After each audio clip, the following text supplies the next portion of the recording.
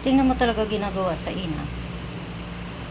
May pagkahig-kahig pa, kala mo manok. Oh, oh.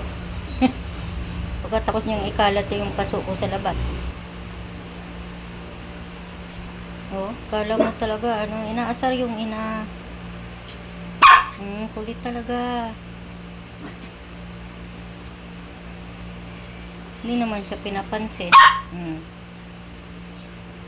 Kala mo, papansinin ka ng ina mo.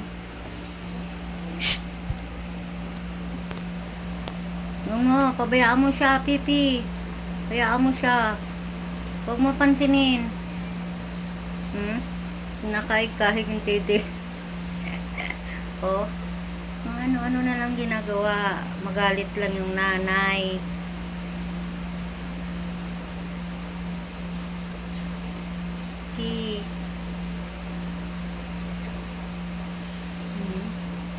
Oh. Tama talaga. Pag yan, magalit talaga. Tingnan mo lang.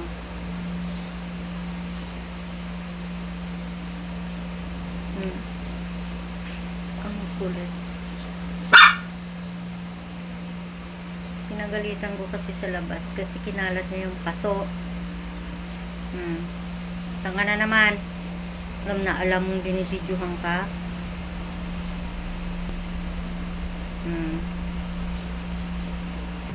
Tignan mo ginagawa. Ubus niya na yung upuan. Ay yung lamisa kangat-ngat. Nasira na. Ngayon bangko na naman.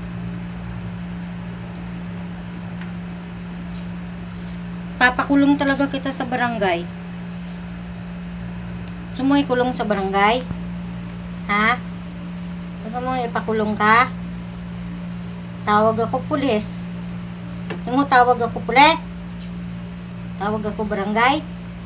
Teka lang. Tawag ako nga barangay.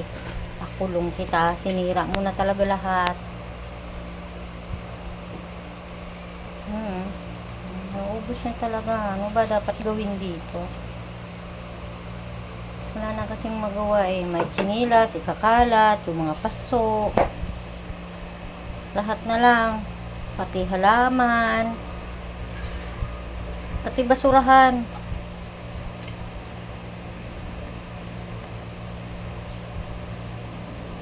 Di.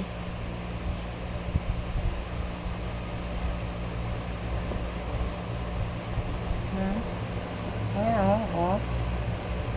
Pinutol ko na nga yung pangil. Di, ubusin mo yan.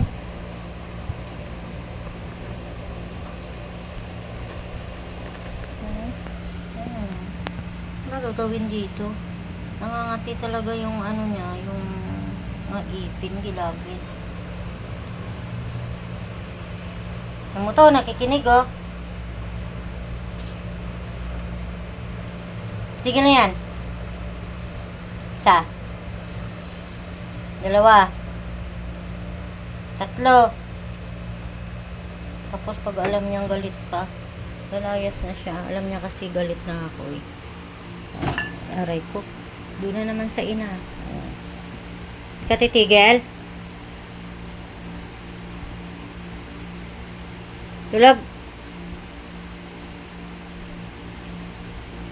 Siguro kung abot niya lang lahat to sa taas, wala na. Kalat-kalat na. Mag-iisip na naman ang gagawin, oh. Mag-iisip na naman ang gagawin.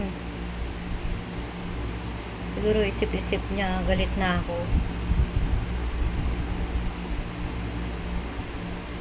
Diyan nagtatapos. Kasi hindi na inaalis. Diyan alam mo na galit ako eh.